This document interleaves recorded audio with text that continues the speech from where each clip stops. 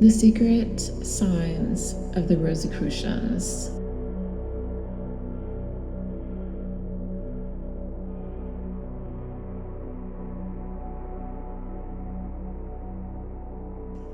There are 16 signs by which a member of the order of the Rosicrucians may be known. He who possesses only a few of those signs is not a member of a very high degree, for the true Rosicrucian possesses them all. 1. The Rosicrucian is patient. His first and most important victory is the conquest of his own self. It is a victory over the lion, who has bitterly injured some of the best followers of the Holy Cross. He is not to be vanquished by a fierce and inconsiderate attack made upon him, but he must be made to surrender to patience and fortitude. The true Rosicrucian tries to overcome his enemies by kindness, and those who hate him by gifts. He heaps not curses, but the burning fire of love upon their heads. He does not persecute his enemies with the sword or with faggots, but he suffers the weeds to grow with the wheat until they are both mature, when they will be separated by nature. 2. The Rosicrucian is kind. He never appears gloomy or melancholy, or with a scowl or sneer upon his face. He acts kindly and politely towards everybody, and is always ready to render assistance to others. Although he is different from the majority of people, still he tries to accommodate himself to their ways, habits, and manners, as much as his dignity will permit. He is therefore an agreeable companion and knows how to converse with the rich as well as with the poor, and to move among all classes of society so as to command their respect, for he has conquered the bear of vulgarity. 3. The Rosicrucian knows no envy. Before he is accepted into the order, he must go through the terrible ordeal of cutting off the head of the snake of envy, which is a very difficult labor, because the snake is sly and easily hides itself in some corner. The true Rosicrucian is always content with his lot, knowing that it is such as he deserves to be. He never worries about the advantages or riches which others possess, but wishes always the best to everybody. He knows that he will obtain all he deserves, and he cares not if any other person possesses more than he. He expects no favors, but he distributes his favors without partiality. 4. The Rosicrucian does not boast. He knows that man is nothing but an instrument in the hands of God, and that he can accomplish nothing useful by his own will, the latter being nothing but the will of God perverted in man.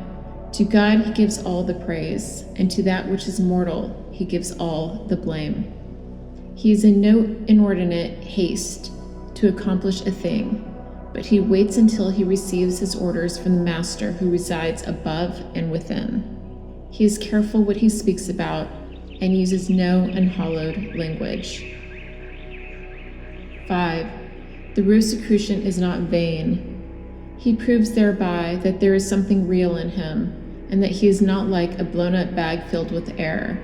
Applause or blame leaves him unaffected, nor does he feel aggrieved if he is contradicted or encounters contempt.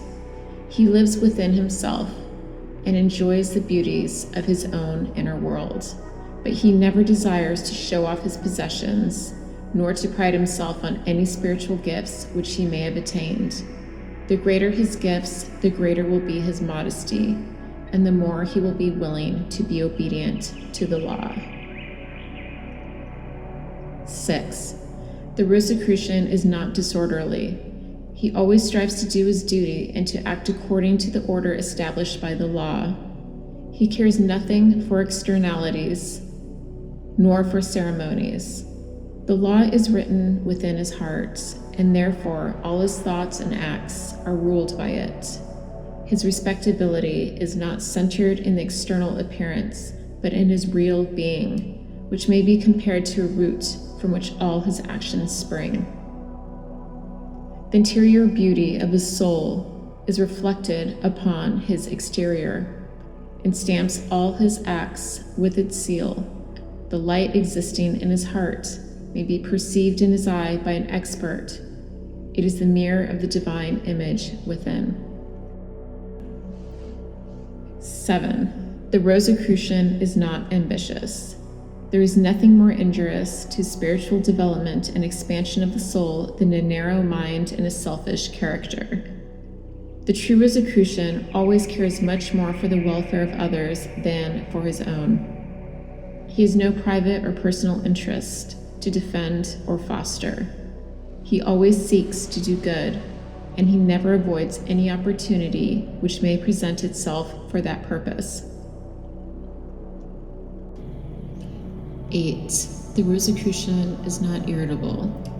It is evident that a person who works for the benefit of the whole will be hated by those whose personal advantages are not benefited thereby, because selfishness is opposed to magnanimity, and the claims of the few are not always compatible with the interests of the community. The Rosicrucian will therefore be often resisted by narrow-minded and short-sighted people. He will be slandered by calumniators. His motives will be misrepresented. He will be misjudged by the ignorant, ridiculed by the would-be wise, and taunted by the fool. All such proceedings, however, cannot excite or irritate the minds of the true Rosicrucian, nor disturb the divine harmony of his soul, for his faith rests in the perception and knowledge of the truth within himself. The opposition of 1,000 ignorant people will not induce him to desist from doing that which he knows to be noble and good, and he will do it even if it should involve the loss of his fortune or of his life. Being able and accustomed to direct his spiritual sight towards the divine, he cannot be deluded by the illusions of matter, but clings to the eternal reality. Being surrounded by angelic influences and listening to the voice, he is not affected by the noise made by animals. He lives in the company of those noble beings who were once men like others, but who have been transfigured and who are now beyond the reach of the vulgar and low. 9. The Rosicrucian does not think evil of others. Those who think evil of others see merely the evil which exists within themselves, reflected and mirrored forth in others. The Rosicrucian is always willing to recognize in everything that which is good. Tolerance is a virtue by which the Rosicrucian is eminently distinguished from others, and by which he may be known. If a thing appears to be ambiguous, he suspends his judgment about it until he has investigated its nature. But as long as his judgment is not perfect, he is more inclined to form a good opinion than an evil one about everything. 10. The Rosicrucian loves justice. He, however, never sets himself up as a judge over the faults of others, nor does he wish to appear to be wise by censoring the mistakes of others. He does not enjoy gossip and cares no more about the foolishness committed by others than he would about the buzzing of a fly or the capers of a monkey. He finds no pleasure in listening to political or personal quarrels, disputations, or mutual recriminations. He cares nothing for the cunningness of a fox, the dissimulation of a crocodile, or the rapacity of a wolf, and is not amused by the stirring up of mud. His noble character lifts him up into a sphere far beyond all such trifles and absurdities, and being above the sensual plane wherein ordinary mortals find their happiness and enjoyment, he lives with those who do not think evil of each other, who do not rejoice about an injustice done to their brother, or make merry about his ignorance and enjoy his misfortunes. He enjoys the company of those who love the truth and who are surrounded by the peace and harmony of the Spirit. 11. The Rosicrucian loves the truth. There is no devil worse than falsehood and calumny. Ignorance is a nonentity, but falsehood is a substance of evil. The calumniator rejoices whenever he has found something upon which to base his lies, and to make them grow like mountains. Opposed to the truth, it being a ray of light from the eternal fountain of good, which has the power to transform man into a divine being.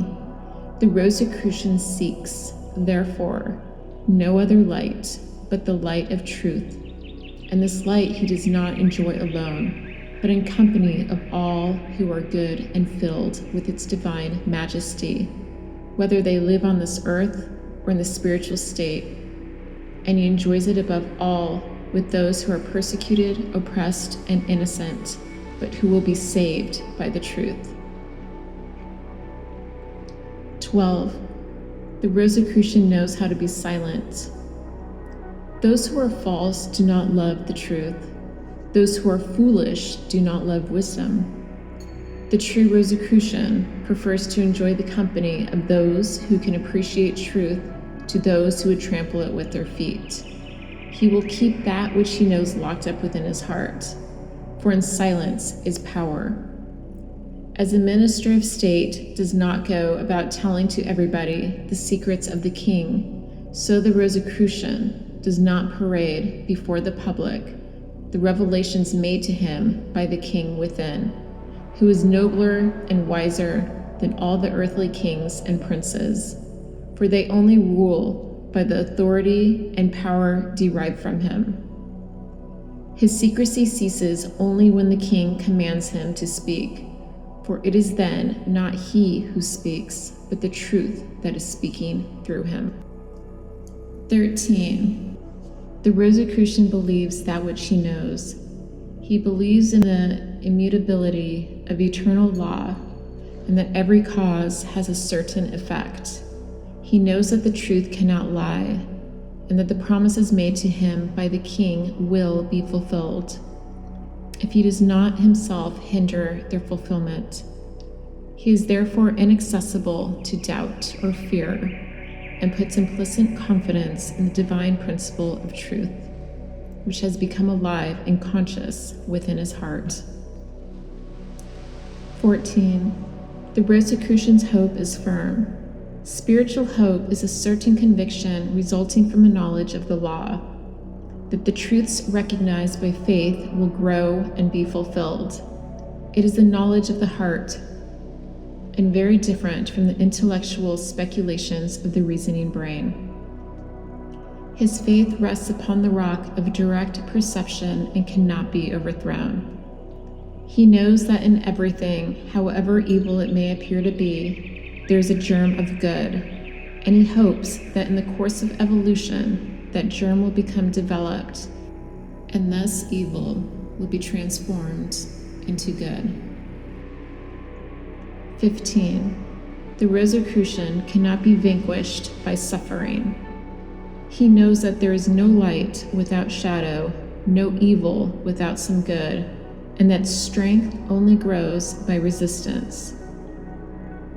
Having once recognized the existence of the divine principle within everything, external changes are to him of little importance and do not deserve great attention. His main object is to hold on to his spiritual possessions and not to lose the crown which he has gained in the battle of life. 16. The Rosicrucian will always remain a member of his society. Names are of little importance. The principle which presides over the Rosicrucian society is the truth, and he who knows the truth and follows it in practice is a member of the society over which the truth practices. If all names were changed and all languages altered, the truth would remain the same, and he who lives in the truth will live even if all nations should pass away. These are the 16 signs of the true Rosicrucians, which have been revealed to a pilgrim by an angel who took away the heart of the pilgrim leaving it in its place a fiery coal, which is now incessantly burning and glowing with love of the universal brotherhood of humanity. Franz Hartmann.